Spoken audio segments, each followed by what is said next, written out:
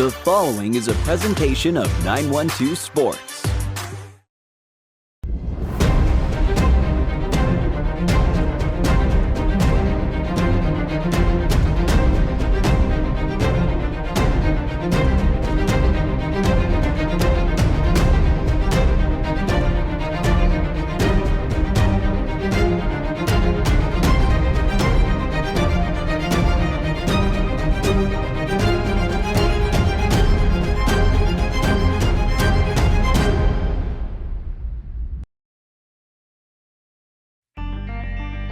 Welcome to On Air with 912 Sports, your number one source for high school sports. With Sean Smoke and Kevin Price. On Air with 912 Sports is brought to you by Coastal Pines Technical College.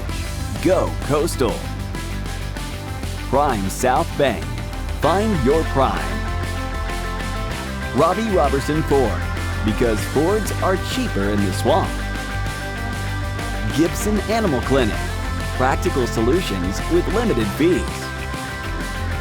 Summit Sports Medicine and Orthopedic Surgery, the region's best orthopedic care. And Kim Smoke, licensed realtor with eXp Realty.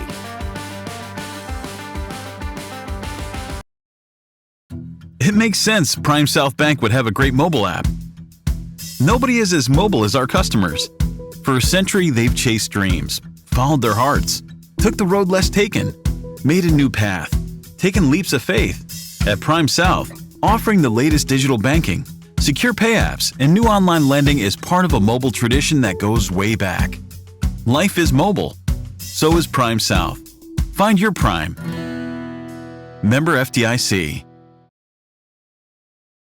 High schoolers, did you know that you can get a head start on your college career and save money at the same time through dual enrollment at Coastal Pines Technical College? Dual enrollment is open to high school juniors and seniors, tuition free. Talk to your high school counselor or visit coastalpines.edu for more information. Coastal Pines Technical College, an equal opportunity institution. Go Coastal.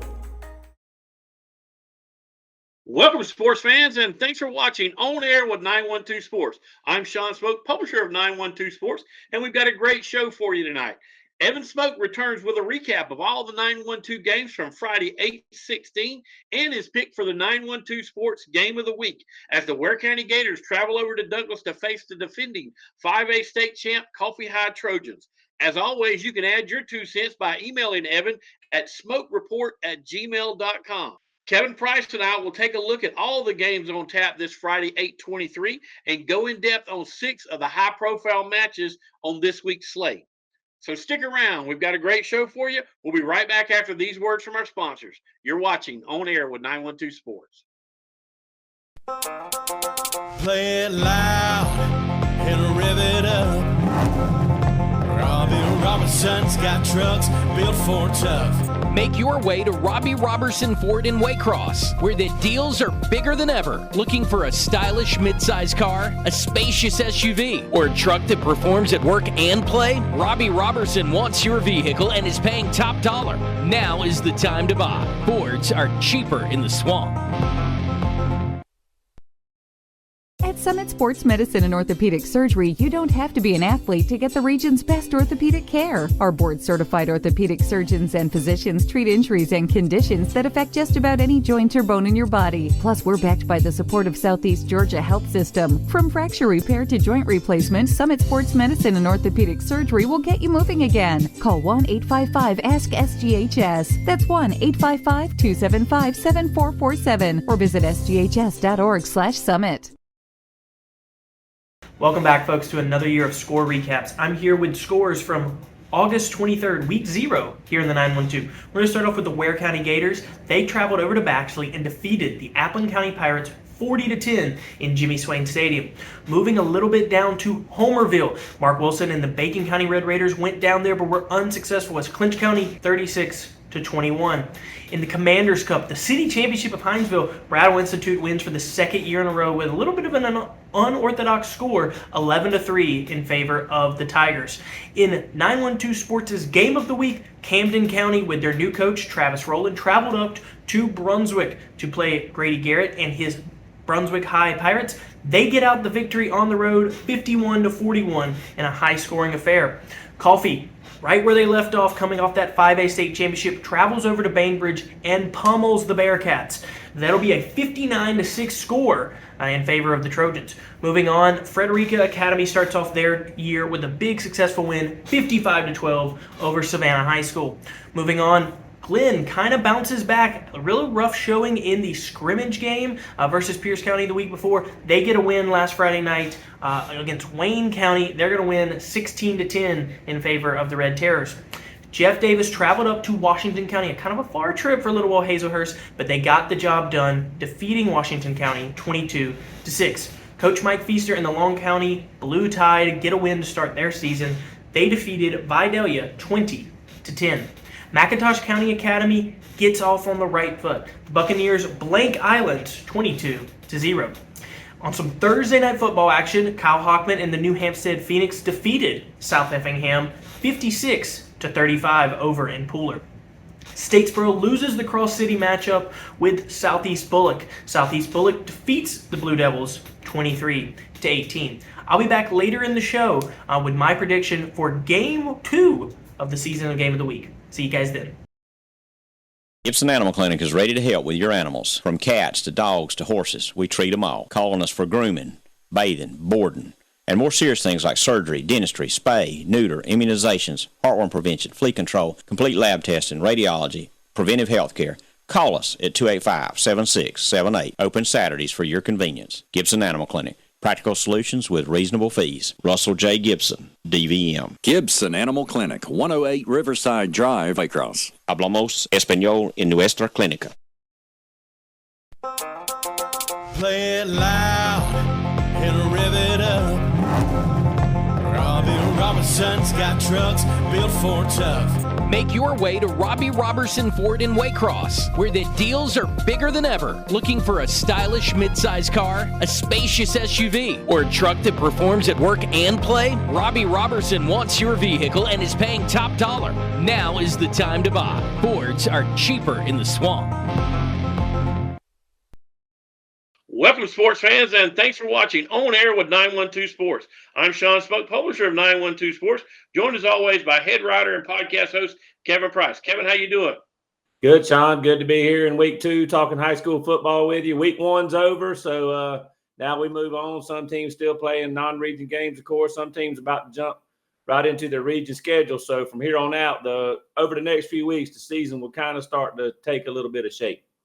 Yeah, it's hard to believe. It seems like the last couple of years, 4 or 5 teams in a region is usually the most we had down here in the South, and now we got 8, 9 team regions. So, like I said, it's going to be region play pretty much through for the rest of the year here in a couple of weeks. So, we'll see how all that trends. But let's start off, Kevin. We'll go to the Appleton County Pirates. Appleton's going to be open this weekend. Appleton falls to Ware County this past Friday night, 40-10, in a game that went pretty much the way I thought it might go. But Appleton gets a chance to get better for a week, and then they'll be playing next week.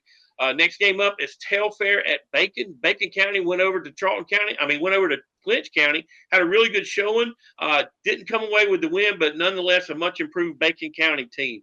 Bradwell at Westover is the next game up. Bradwell got a win over Liberty County, won that Commanders Cup that we talked about last week. So congratulations. I think that's the second year in a row that Deshaun Brock and the Tigers have been able to win the Commanders Cup.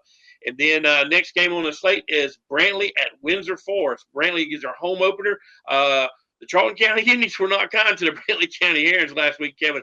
Big game, probably one of the biggest surprise scores that I saw last week. Not that Charlton won the game, but just by the domination that they did, 61-13. That was a huge, huge spread. Didn't see that one coming, but Brantley will have to regroup and try to get a win there at Caney Bay this Friday night against Windsor Forest. But the first game we're going to talk about in depth, Kevin, Brunswick at Wayne County. You got to see one well of a ball game last week, a barn burner. The game really was right there in front of the Brunswick High Pirates. They had an opportunity to win that game against the Camden County Wildcats. But the second quarter, man, did not go their way. Yeah, both teams showed a lot of positives, but also negatives, things they have to clean up. And it was all those things that you said, plus it was a long game. Started about 7:30, got over right at 11, give or take. I mean, just, penalties, incomplete passes to stop the clock, kids cramping up to stop the clock, and all sorts of different things. And next thing you know, I mean, we were still in the third quarter at, 10-15 when we started seeing some final scores. So, but, when you look at Brunswick, I mean, obviously in the last couple of games, if you look at that Camden-Brunswick series, Camden had made the mistakes and Brunswick capitalized and won the ball game. That's essentially what happened here. Brunswick gift wrapped 3 touchdowns for Camden. They started inside Brunswick's 5, 5, and 2 yard line, or started on Brunswick's 5, 5, and 2 yard line for 3 scores in the second quarter. For the score to go from Brunswick up 14-10 to Camden up 30-14. That was the halftime score. Brunswick had some punt team miscues, just to leave it simple, and all those led to touchdowns. So from there, the second half was kind of seesawing back and forth, a lot of scoring. Neither team could stop each other, but Brunswick could never get within less than 10 points. So obviously Brunswick has some special teams work they've got to clean up. That'll be a big focus in practice this week. But Brunswick does appear to have a high-powered offense, a lot of running back depth, a lot of speed in that backfield. The quarterback, Grant Moore, played very well as well, threw for over 200 yards and a couple of touchdowns. Really seemed to have command of that offense. So Brunswick's going to be able to put up some points if they don't shoot themselves in the foot. And then, of course, defensively, they were put in some bad situations in that game, so didn't necessarily have their best defensive game that we might see later on. But obviously, special teams, the problem for the Pirates. They should be able to score Friday night against the rebuilding Wayne County team. And simply put, I think Brunswick's just going to be bigger, faster, and stronger in this ball game, and certainly more experienced. Yeah, Wayne coming off that defeat to Glenn Academy this past Friday night, a close game, a little bit closer than I thought it would be.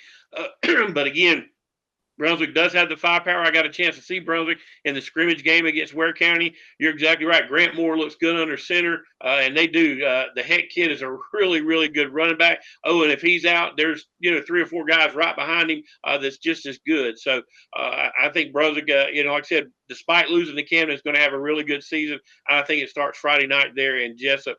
So we'll see how that shakes out. But a good one there. And Brunswick against Wayne this Friday night. Next game on the slate, Kevin, is East Lake at Camden. Camden, coming off the big win, going to play their one of 6 Florida schools or whatever it is, on their schedule. Don't know much about East Lake, but Camden going to have their home opener, and we'll see if they can go 2-0 on the season. But the next game we're going to talk about is the Charlton at MCA game. Both of these teams won their opening game. Charlton won 61-13 over Brantley. MCA beat Islands, I believe it was 21-0. So really good performances by both of these guys. Unfortunately, one of them's going to go home with an L on on Friday night, but it should be a good one down there in Darien. Yeah, I was a little surprised, like you said, about the Charlton-Brantley score, but sounds like Brantley just never really kind of got settled in and made a lot of mistakes. But I saw some highlights of this ball game, and for what it's worth, Charlton looked pretty good, particularly on offense. And there's going to be 2 good running backs in this game that had, big games Friday night in their openers. Maurice Sims is one to watch for Charlton. Had a couple of big touchdown runs. I think a tackle-breaking touchdown run of just over 20 yards and another run of over 50 yards for a touchdown. So he had a big game for the Indians in that ball game. And then Ernest McIntosh for McIntosh. Of course, McIntosh playing for McIntosh County Academy. Got hurt last year, I believe, and after a good start by McIntosh, and everything just kind of fell apart on MCA for injuries and different reasons, and his injury was one of them. But he comes back with a big game the other night, 134 yards and 2 touchdowns, had a 79-yard run as well. So it could be a matchup of the running backs who can maybe dictate the game there on the ground. And then another guy that people might want to keep an eye on this season for McIntosh is Derek Irons, senior defensive end. I believe he got hurt last year as well. And based on his opener, he's going to be hell on wheels, if you will, for McIntosh County Academy. Just to put it simple, double-digit tackles, I think 3 sacks. He really gave Islands nightmares and fits across that defensive front. And he's a guy that opponents are obviously going to have to watch out for when they line up against the Buccaneers this season. Yeah, like I said, coming off that injury, but he sure was ripping it up Friday night. Look for big things out of him for the rest of the season. But I think McIntosh is in line to have a really, really good year. So we'll see who gets it done. If it's a new coach, Demario Jones, or if Bradley Warren can come away with a victory Friday night. But next game on the slate, Kevin, we got Wilcox at Clinch County. Clinch coming off that big win over Bacon, 1-0 with the new Jim Dickerson era, the new old era, him coming back after being away from the program for 5 years. So we'll see if he can continue his winning ways. But then the game of the week, Kevin, that we want to talk about, I said this on the podcast. Last week we had our Milton Buford game. This week we got our Coffee Ware game. A huge game here in Southeast Georgia. A rivalry that dates back way before my time. Coffee coming off that 5A state championship last year, going 15-0. They go to Bainbridge this past Friday night and get the job done, beating Bainbridge 59-6, I believe is what that score was. And then Ware goes over and handles Applin. But Kevin, this is an old-fashioned slobber knocker. You got to bring your lunch pail when you come to this football game, and it should be a good one in Jordan Stadium on Friday night. Yeah, obviously these two teams with the reclass this year not in the same region anymore. So that's, I guess, the biggest reason this game is back earlier in the schedule. Both teams will get into their region schedules later on, whereas in the last couple of years they met later in the season and played a region game. But obviously a big rivalry game for these two teams right out of the gate. I think there's mutual respect there, but might be like any other rivalry. Some teams just can't stand anything in that other color, or some players and fans and coaches or whatever. So it's going to be a dog-eat-dog matchup again for Ware County, much like they had in week 1.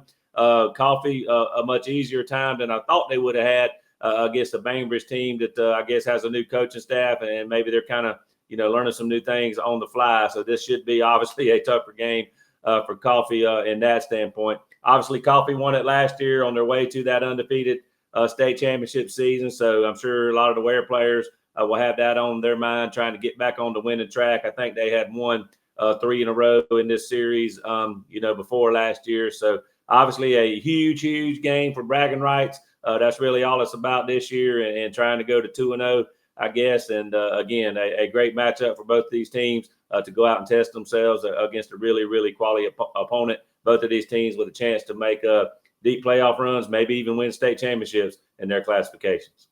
Yeah, and the only advice I got for you, if you're a fan, get there early, because it's both sidelines of this game are going to be packed. There'll be people in the stands. It'll be standing room only at this contest over at Jordan Stadium in Douglas on Friday night. So we'll see who comes away with the victory. But Kevin, we're going to take a quick break right here and come back and talk about the rest of the games here in the 912 on this Friday. But appreciate everybody listening. Stick around. We'll be right back after these messages. You're watching On Air with 912 Sports. At Summit Sports Medicine and Orthopedic Surgery, you don't have to be an athlete to get the region's best orthopedic care. Our board-certified orthopedic surgeons and physicians treat injuries and conditions that affect just about any joint or bone in your body. Plus, we're backed by the support of Southeast Georgia Health System. From fracture repair to joint replacement, Summit Sports Medicine and Orthopedic Surgery will get you moving again. Call 1-855-ASK-SGHS. That's 1-855-275-7447 or visit sghs.org/summit. Welcome to this charming home in Blackshear, Georgia. This home is a combination of modern comfort with inviting warmth. There are 4 bedrooms and 2 baths. The kitchen has quartz countertops, shaker-style cabinets with an island. The open floor plan is accented with a stylish electric fireplace in the living room. The primary suite has a soaker tub, separate shower with glass doors, and a walk-in closet. This home is located approximately 5 miles from Pierce County High School. Call Kim Smoke of eXp Realty today at 912-286-1806 for your private showing. Welcome back, sports fans. I'm Sean Smoke. He's Kevin Price, and we're talking a little high school football here in the 912 for Friday, August the 23rd. And Kevin, we're going to start off with Effingham at Houston County. I saw Effingham several times over the summer, Kevin. This is a really, really talented football team. I saw them at some 7-on-7s and some OTA. I really think they're going to make some noise. there in 5A, but got a tough test right off the bat. Got to go to Houston County, a team that's really, really good. It can score a lot of points. So we'll see if Coach John Ford can start the season off with a win on the road against Houston County. Frederica Academy versus West Nassau is our next game up. Frederica, Kevin, I was really impressed with all the points they put up Friday night. Never would have saw that one coming against Savannah High. I mean, I expected Frederica could play with them and win the game, but I think scoring 50, 60 points, whatever it was there, big offensive output there for Frederica and the Knights to go 1-0 on the young season. But the first game we're going to talk about in depth is Richmond Hill at Glenn. Kevin, you'll be on the call there between the bricks there at Glenn County Stadium this Friday night as Richmond Hill comes calling. Richmond Hill did not play last week. Glenn got to go on the road, play against Wayne County. We know that really has an impact on, first games. Glenn should be a little bit ahead of Richmond Hill. But nonetheless, Richmond Hill is a very, very talented football team. And I look for them to make some noise there in 6A this year. And we'll see if they can start their season off with a win there against Glenn Academy on Friday night. Yeah, so what you got is a Glenn team still trying to kind of find its way on offense, and got some kids that are kind of growing up under fire, getting some reps on defense. I think before it's all over with, Glenn's going to be, pretty decent on both sides of the ball, but this is going to be a big hurdle to climb, or a big hurdle for them to get over this early in the season. I think Glenn and his coaches are hoping that getting one game under his belt and a chance to maybe grow up and get better from, week 1 to week 2. I think they did that between the scrimmage and their opening ball game, and hopefully they can do it again.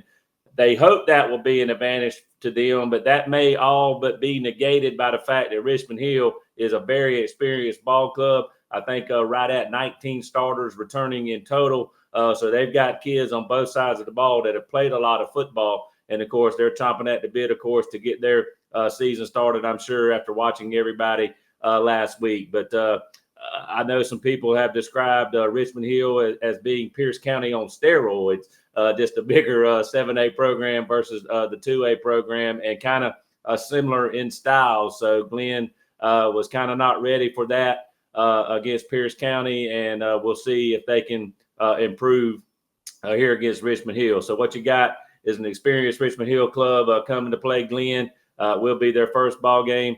I think they're going to be pretty simple and just come right at Glenn Academy on offense. And then when Glenn has the ball, I really think they probably can't play this game in a phone booth, Sean, or they'll get beaten to death between the tackles. They're going to have to get Jaden Ellis, their quarterback, making some good decisions in the option game. And, of course, getting the ball on the perimeter, I think some of their skill kids, to see if they can make some plays in space. And I feel like if Jaden Ellis has a good ball game, much like he did against Brunswick High last year when they put him in and he was a difference maker, he's probably Glenn's best chance of winning this ball game. Yeah, and if you talk to Matt Lazzotti, which we keep up with him rarely, we did a podcast with him for years. This is the kind of the year that he had circled for the for the Richmond Hill Wildcats. He knew he would have a bunch of seniors this year. He knew he'd have a lot of players returning, and even 3-4 years ago, he kind of circled this class as being an important class. So we'll see if they can turn that into wins on the on the football field. But listen, I think Richmond Hill's poised to have a really, really good season. We'll see if they start it off with a win there Friday night. It makes sense Prime South Bank would have a great mobile app. Nobody is as mobile as our customers. For a century, they've chased dreams, followed their hearts, took the road less taken, made a new path, taken leaps of faith. At Prime South, offering the latest digital banking, secure pay apps, and new online lending is part of a mobile tradition that goes way back. Life is mobile. So is Prime South. Find your Prime. Member FDIC. High schoolers, did you know that you can get a head start on your college career and save money at the same time through dual enrollment at Coastal Pines Technical College? Dual enrollment is open to high school juniors and seniors, tuition free. Talk to your high school counselor or visit coastalpines.edu for more information. Coastal Pines Technical College, an equal opportunity institution. Go Coastal! Moving on, Kevin, we got Jeff Davis is going up to Rutland. Jeff Davis with a big win over Washington County this past Friday night. Go on the road and get that victory. So congratulations to Coach Lance Helton. I told you guys this Jeff Davis team is going to be really, really good. So let's keep an eye on them. They may make a run there for it this year. Liberty County's open. Liberty got beat by Bradwell in the Commanders Cup last week. So they get another week to practice and try to get better before their game number 2. Johnson and Savannah is going to go over to Long. Long County comes away with a victory, starts the season off 1-0 there for Coach Mike Feaster. We'll see if they can go to 2-0, and I like their chances there against Johnson and Savannah, especially being at home. But the next game we're going to talk about, Kevin, is Savannah Christian at New Hampstead. New Hampstead, a big win over South Effingham last Thursday night. Rayshawn True back in action, had a really big night for New Hampstead. But this will be a little bit different animal coming into the game. I know South Effingham is a 6A school, and Savannah Christian is a single A Division I school. But nonetheless, this Savannah Christian team is very, very talented. Dudes all over the field. This should be a good one in Pooler. We'll see who can come away with the win, but New Hampstead's going to have their hands full on Friday night. No question. Like you said, both teams got off to a winning start. New Hampstead beating South Effingham 56-35, and Savannah Christian beating Whitefield Academy 35-7. When you look at the Savannah Christian team, they played for a state championship in Class 3A last year. Lost to a really good Cedar Grove team, which is apparently rebuilding this year. And Savannah Christian is not. Obviously, they're coming back with a lot of players and a lot of big-time players. And the first that you might want to mention on their team is Elijah Griffin, a 5-star defensive end. Seems to be maybe a Georgia lean, but not necessarily a Georgia commit at the moment. But if Georgia gets him, it would be a big plum to round out their next recruiting class. I think he got an offer from Kirby Smart and the Bulldogs when he was still in 8th grade. So that tells you a little something about him. But they got Logan Brooking. If that name sounds familiar, his dad, of course, Keith Brookings, that played for Georgia Tech. Logan is a tight end, a defensive lineman that is committed to Clemson, I think, as a tight end. But they have another linebacker, Damian Guyton, a sophomore, I think, who already has a Georgia offer as well. Some other Power 4 offers are obviously starting to roll in for him. Got a guy that tore it up on the ground last year, Zoe Smalls, a running back, ran for right at 1,900 yards and 33 touchdowns. So a lot of weapons on both sides of the ball. Really, really good in the lines of scrimmage. And that defensive front led by Griffin is going to be a key for New Hampstead to control with their passing game. And Truell at quarterback, it'll be an interesting chess match there between the offense and the defense and see how they go at it. So obviously they're going to need a big game. New Hampstead is from Truell against a really good defense. And we'll just see how this one turns out. But it's sort of a juicy matchup on paper when you look at it. Yeah, definitely. And you didn't even mention this guy, Jordan Miles, for them. And he's a great player for Savannah Christian. I think he had like 3 touchdowns this past Friday night. Big-time running back. And they played on defense with 8 tackles. So you got 3 touchdowns and 8 tackles on the night. You're pretty impressive there for Savannah Christian. But like I said, should be a good one there in Pooler. We know if that offensive line can give Truell a little bit of time, he can pick apart a defense. So we'll see who can come out on, with the victory there Friday night. New Hampstead looking to go 2-0 on the season. Next game up, Kevin, we're going to talk about in depth is the Coosa Christian. I believe it is the Conquerors. They'll be coming into Bearville. Pierce County, another team that did not play last week. This will be their first game. But Coosa Christian is from Alabama. They only played a scrimmage game last week, so this will be their first game of the season as well. But they're going to come in from Alabama. This is a private school. I believe they played for the single A title last year, didn't get a chance to win. And of course, we know Pierce is the defending 2A state champions. Like I said, really, really good football team. They got to fill some holes on both the offensive and defensive line. But if they can find some guys to fill in those gaps right there, they're going to make another run for it again this year. So we'll see if the Pierce County Bears can start out and win Friday night there in Bearville. Yeah, and obviously I believe Ryan Herring, of course, is from Alabama, coached over in Alabama. So somewhere along the line, his ties to that state, I would assume, led to this matchup. But one interesting thing about this Coosa team, if you think you've heard the name before, you may have. Not all that long ago, they did hire the controversial Russ Probst as their athletic director, and I think he was certainly going to be involved in the football team, but he didn't last very long there because he got a job as the Pell City coach, and he didn't last very long there as well because of similar stuff that always happens with Coach Probst. We won't get into that, but that was just a little interesting twist about this ball game. But Coosa, I think, Sean, lost in the semifinals last year, went 10-5 in one of the smaller classes in Alabama. I think they may have moved up a class this year. I think they're AA, just like Pierce, for whatever that's worth in their state. But you got two really small school programs going at it here, no question. An attractive matchup where, one state versus another. Obviously, everybody in Pierce is going to be real fired up about this home opener, season opener, after winning that state championship last year. And when you look at it, I mean, they're going to look like UCLA, too, for one thing. They got those powder blue jerseys. I think they probably wear at home. Maybe they'll wear white on the road, but kind of that Notre Dame gold pants look as well. So if you get out of your pickup truck over there in Pierce County and think you're seeing UCLA, no, it's just Coosa Christian out of Alabama. But I feel like, Sean, before this one's all over with, even if it's close at halftime, the Bears get down to business, go to work, and start eating some honey, kind of like Winnie the Pooh does, and win this ball game.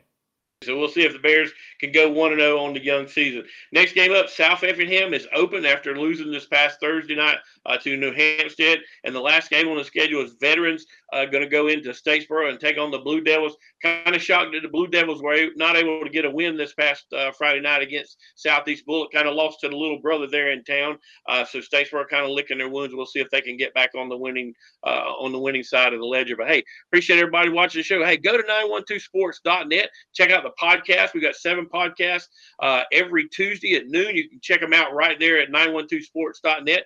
Kevin does 3. I do 3. Robbie Ross comes in with 1 for Frederica.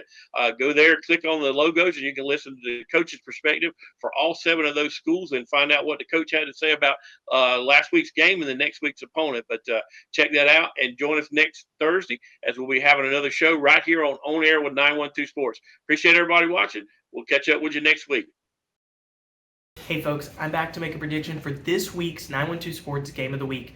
We've got the matchup of the Coffee County Trojans and the Ware County Gators returning to its familiar Week 2 non-region schedule. Over the past couple years, Ware County and Coffee County have matched up in the last week of the regular season in a potential region championship game. Now, with Coffee County staying at 5A and Ware returning to 4A after multiple years of being up, we are now going to get a non-region game again. Coffee County's coming off a big win off of Bainbridge last week. They're also the defending 5A state champions. Ware County went into this game last year, had high expectations, wasn't able to get the job done. This year they're going to have to go on the road to Jardine Stadium to get it done. Ware County is my alma mater, and it's very hard to pick against them, and I'm not going to. I'm going to take Ware County by 3 this week. 1-score game. It's going to be a very tough matchup. Wouldn't be surprised if either team pulls it out, but I am going to take the Gators by 1 score less.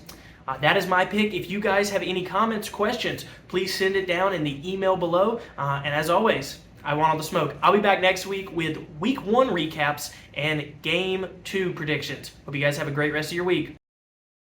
Gibson Animal Clinic is ready to help with your animals. From cats to dogs to horses, we treat them all. Calling us for grooming, bathing, boarding, and more serious things like surgery, dentistry, spay, neuter, immunizations, heartworm prevention, flea control, complete lab testing, radiology, preventive health care. Call us at 285-7678. Open Saturdays for your convenience. Gibson Animal Clinic. Practical solutions with reasonable fees. Russell J. Gibson, DVM. Gibson Animal Clinic, 108 Riverside Drive, Waycross. Hablamos español en nuestra clínica.